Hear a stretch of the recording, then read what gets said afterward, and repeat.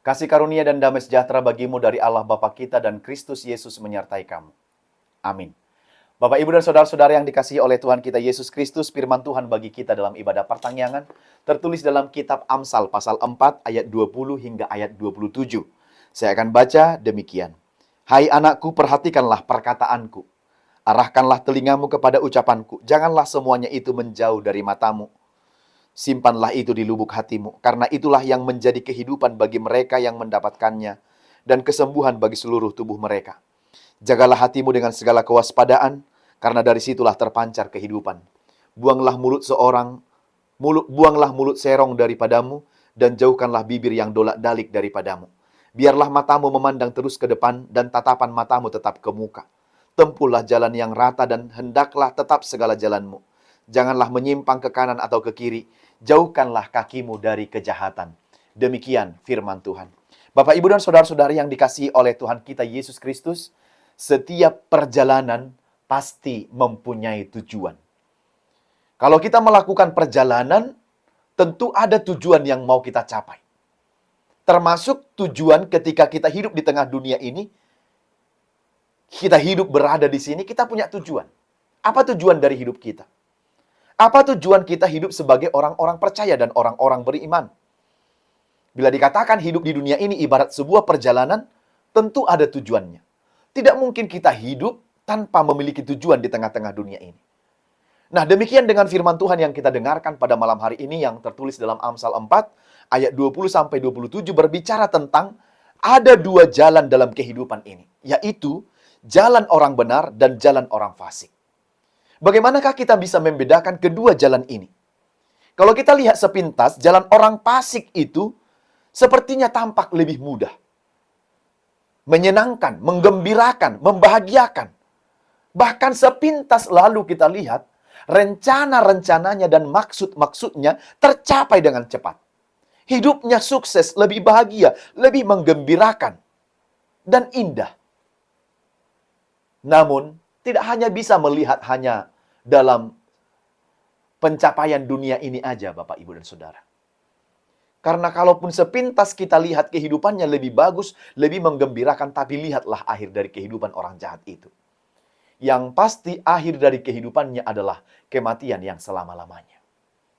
Lalu kita melihat kembali jalan bagaimana hidup orang benar. Orang yang berjalan pada jalan kebenaran, justru malah sebaliknya. Terkadang kita lihat lebih sulit hidupnya. Lebih menderita, lebih banyak pergumulan dan persoalan yang dihadapi dalam kehidupannya. Belum persoalan yang satu selesai, persoalan yang lain juga sudah datang. Begitu sangat sulit, rumit, dan penuh lika-liku, terjal, curam, bahkan rencana-rencananya pun sepertinya tidak tercapai. Banyak sekali yang gagal dan tidak terlaksana, tidak sukses. Namun, kita perlu melihat bagaimana akhir kehidupannya. Kalaupun dia bergumul dan ternyata dia setia dalam pergumulan itu dan tetap berada pada jalan Tuhan, maka akhir dari kehidupannya, akhir dari perjalanannya adalah perjalanan kehidupan yang kelak akan menerima upahnya di sorga. Maka mana yang mau dipilih? Kalau secara pandangan dunia, kehidupan orang jahat itu enak, dan kita mau ikut-ikutan dalam jalan itu, maka ingat akhir dari kehidupan kita. Kalaupun sekarang dalam keberimanan kita menghadapi masalah dan kesulitan, penuh lika-liku kehidupan, tapi kalau kita tetap setia, lihatlah, kita akan memperolehnya di kehidupan yang kekal nanti. Jadi kalau kita hanya berharap, hanya di dunia ini, kita adalah orang yang paling malang. Maka milikilah pengharapan bahwa kelak, orang-orang taat yang setia dan percaya itu akan memperoleh kehidupan yang kekal di surga. Nah, demikian Raja Salomo yang penuh hikmat itu memperingatkan kepada anak-anaknya, memperingatkan kepada orang-orang muda, memperingatkan kepada kita semua saat ini, meminta dengan penuh memohon supaya dengan bijaksana menghindari segala jalan orang jahat itu. Ya, namun memilih jalan Tuhan yang benar itu. Sebab orang-orang yang menyatakan dirinya mencintai Tuhan haruslah bisa menghindari jalan orang-orang jahat. Kalau kita bilang mencintai Tuhan tetapi kita tetap pada jalan orang jahat, kita bukan cinta. Kita hanya sedang bermimpi mencintai, tetapi tidak begitu sesungguhnya. Karena itu, firman ini akan menjadi penuntun, nasihat, akan menjadi pelajaran berharga bagi kita untuk selalu mengikut jalan yang benar. Lalu bagaimana supaya kita tetap berada pada jalan yang benar itu? Malam hari ini kita mendapat pengajaran, mendapat nasihat dari Raja Salomo ketika dia memfirmankan, memberitakan firman ini kepada kita, supaya kita tetap berada pada jalan orang benar. Dan kita tetap pada jalan orang yang benar itu, yang dikenan oleh Tuhan itu. Paling sedikit menurut firman dalam Amsal 4 ayat 20-27 ini, harus ada paling sedikit 4 yang perlu kita jaga. Yang pertama adalah jaga telingamu. Perhatikan perkataanmu, arahkan telingamu, jangan menjauh dari matamu. Jadi di sini kita lihat, dalam kitab Amsal sering sekali ditekankan supaya kita dengan jelas dan benar memperhatikan ajaran hikmat melalui mendengar, memperhatikan, memakai telinga dan memakai mata. Maka untuk mendengarkan hikmat itu pergunakan telinga, pergunakan mata. Mendengarkan firman itu pergunakan telinga kita dengan baik. Jangan tinggalkan ajaran tentang hikmat itu, tetapi peganglah dalam hatimu, sebab dalam hikmat itu apa yang kita terima dan apa yang kita hidupi akan menjadi kehidupan bagi siapa yang mendengar dan kesembuhan bagi seluruh tubuh kita. Ternyata Bapak Ibu, dengan kita mengarahkan telinga kita, sebab iman muncul dari pendengaran dan pendengaran itu akan firman Tuhan dalam Rom pasal 12 ayat 6. Lalu dikatakan dalam firman Tuhan dalam Yakobus juga pasal 1:19. Lambatlah untuk berbicara, tetapi cepatlah untuk mendengar. Dan lambatlah untuk marah. Tapi yang justru sering terjadi adalah kebalikannya. Orang lebih sulit mendengar, lebih lambat mendengar, lebih cepat berbicara. Belum tahu informasi sebenarnya, tapi sudah menyebarluaskan entah kemana-mana. Jadi lebih cepat mulutnya berbicara ketimbang pendengarannya mendengar. Maka Amsal ini Raja Salomo menekankan, jaga telingamu.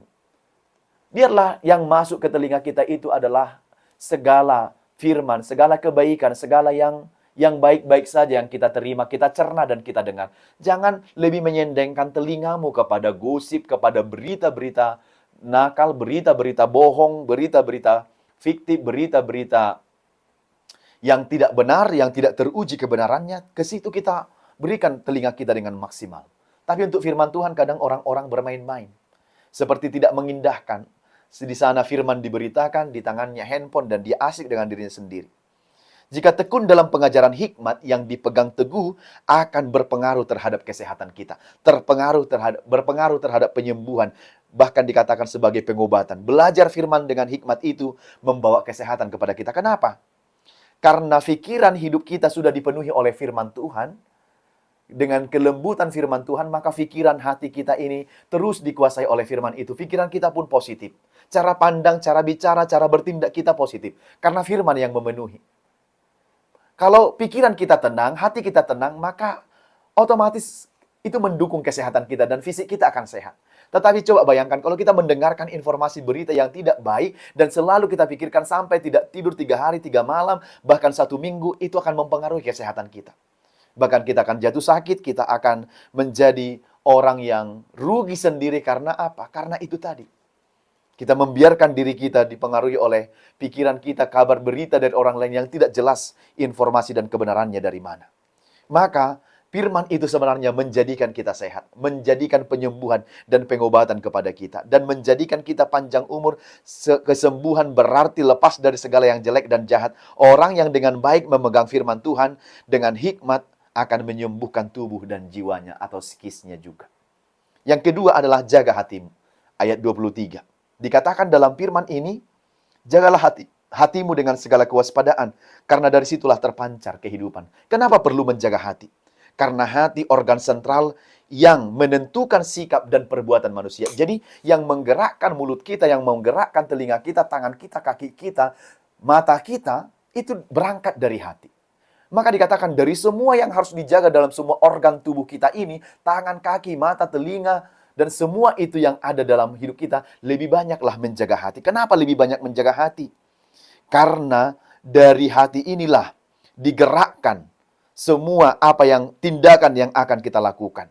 Mata, mulut, telinga, tangan, kaki, dan lain-lain itu sangat perlu dijaga. Namun, Dari semua itu lebih banyaklah menjaga hati. Kenapa? Karena pusat kendali hidup kita adalah hati kita. Maka jangan biarkan segala sesuatu yang berlawanan kepada pengajaran hikmat itu berada dalam hati kita. Karena itu akan merusak kita, merusak pandangan kita, merusak telinga kita. Maka menjaga hati itu artinya dalam tradisi Israel, hati itu adalah sumber dari semua pekerjaan yang baik. Jadi hati itu mereka samakan dengan mata air. Dalam tradisi Israel, dalam tradisi perjanjian lama, mata air itu harus dicari dulu mata air yang ada, lalu mereka mendirikan atau membangun tempat tinggal mereka. Di dekat mata air itu. Karena lewat mata air itulah mereka akan hidup, mengambil keperluan dan kebutuhan dari situ, dan mereka membangun rumah-rumah di dekat mata air itu. Dan setelah itu mereka bangun rumah, mereka menembok kembali keliling supaya mata air itu tetap terjaga. Bapak, Ibu, dan Saudara yang dikasihi Tuhan Yesus Kristus, mata air yang dibangun untuk mengelilingi kota dan melindungi mata air itu dibangun tembok, begitu juga dengan hati manusia. Ada sesuatu mata air yang sangat penting dan perlu dijaga supaya tidak kotor, yaitu apa? Hati kita. Maka pagarilah dengan firman Tuhan, supaya hati kita tidak dikotori oleh apapun. Maka perlu untuk menjaga mata air itu, yaitu hati itu sendiri, supaya darinya keluar sumber air kehidupan. Jaga itu artinya lindungi hatimu, jauhkan dari segala yang jahat, jaga supaya tidak diambil. Biasa yang sering kita jaga malah diambil dan dicuri oleh orang lain. Tuhan suka dengan hati kita, tapi jangan lupa, iblis juga suka dengan hatimu. Maka bagaimana supaya hati kita ini terus kita arahkan kepada Tuhan, itulah yang paling penting. Jangan pernah memberikan hati Anda kepada iblis, karena begitu hati Anda dikuasai oleh iblis, maka itulah yang akan merajai seluruh perjalanan kehidupan Bapak, Ibu, dan Saudara. Maka kepada siapa orang memberikan hati, kesitulah dia, kepada orang itulah dia akan tunduk. Jadi jika ada ucapan, pikiran, perkataan yang jahat, itu berasal dari hati yang rusak. Ada hati mereka manusia yang rusak. Dalam Yeremia 17 ayat 9 dikatakan, hati manusia licik. Perhatikan sekali lagi, hati ini adalah yang menggerakkan semua perjalanan kehidupan kita. Tetapi ketika hati ini rusak, maka hati ini bisa paling licik sekali memikirkan yang jahat kepada siapapun. Bahkan sampai menyakiti, melukai, menghancurkan, dan sampai membunuh orang lain lewat hati yang busuk itu. Maka sekali lagi perlu jaga hatimu. Kalau hatimu ini baik, digerakkan semua untuk hal yang baik, maka semua perjalanan kehidupan kita akan terus baik. Tetapi jika hatimu rusak, dia akan memikirkan perkara-perkara yang licik, bahkan sampai menghabisi, merugikan orang lain dengan hati yang licik itu. Itu yang disaksikan oleh Yeremia. Di mana dia melihat orang-orang ketika mereka dalam pembuangan itu, dia melihat, kok orang-orang ini lebih takut kepada manusia ketimbang kepada Tuhan. Di kesempatan lain mereka sayang pada Tuhan, tapi kesempatan lain mereka lebih takut kepada manusia. Lalu bilang, hati kalian licik. Kalian bilang takut akan Tuhan, sementara kalian lebih takut kepada manusia, tidak peduli kepada Tuhan. Maka sekali lagi, jagalah hati ini dengan baik, hati kita. Jika hati dijaga, mudah untuk menjaga organ tubuh yang lain. Yesus pernah berkata dalam Matius 12 ayat 35, yang diungkapkan mulut adalah isi hati. Jadi apa yang keluar dari mulut kita, itulah yang ada dalam isi hati kita. Jaga yang ketiga adalah jaga mulutmu. Buang mulut serong dan jauhkan bibir yang dolak-dalik. Jauhkan bibir yang curang. Mulut serong itu memutarbalikkan fakta, memutarbalikkan kenyataan, dan memutarbalikkan kebenaran. Dalam perjanjian lama, apa yang keluar dari mulut seseorang menandakan itulah yang ada dalam pikirannya. Maka siapa yang menjaga hatinya dengan hikmat, tidak keluar dari mulutnya kejahatan. Maka jaga mulutmu. Yang benar katakan, jangan katakan yang berlawanan. Dari mulut yang satu ini bisa sekaligus keluar berkat, tetapi dari mulut yang satu ini juga bisa keluar kutuk. Maka kepada apa? Untuk apa kita pergunakan mulut kita ini? Pakailah untuk memberkati orang lain, menyemangati orang lain, memberikan pengharapan kepada orang yang sedang bergumul, memberikan penghiburan kepada orang yang berduka, memberikan berita baik kepada semua orang, bukan malah menyakiti orang lain. Jaga mulutmu. Kalau kita berjalan pada orang benar, mulut juga harus bisa dijaga. Yang keempat, yang terakhir, keempat adalah jagalah kakimu, jagalah langkahmu, jagalah matamu memandang ke depan, tetap dalam segala jalanmu. Jangan menyimpang ke kiri atau ke kanan. Arahkan pandanganmu ke depan. Hati-hati melangkah.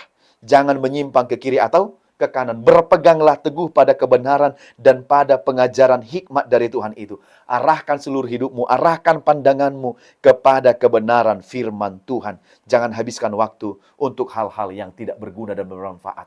Tapi pastikan arah langkah kakimu itu membawa engkau pada kebaikan. Jangan biarkan engkau dituntun oleh kakimu kepada kejahatan, kesalahan.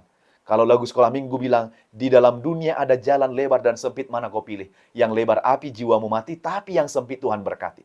Biasanya jalan yang lebar itu akan banyak untuk kesempatan untuk menyimpang ke kiri atau ke kanan. Hidup di dunia ini harus memilih jalan mana yang harus kita tempuh.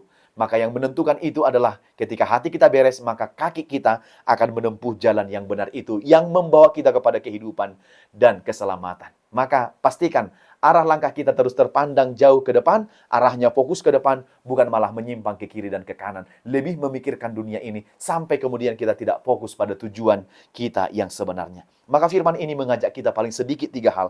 Yang pertama adalah, dengarkan dan perhatikanlah pengajaran hikmat. Perhatikan pengajaran hikmat. Itu yang menuntun kehidupan kita, itu yang menuntun kita berjalan di jalan yang benar. Jadi, hiduplah dalam hikmat. Orang yang hidup dalam hikmat itu tentu akan menjalani kehidupan yang lebih baik. Yang kedua, jaga semua organ tubuh kita supaya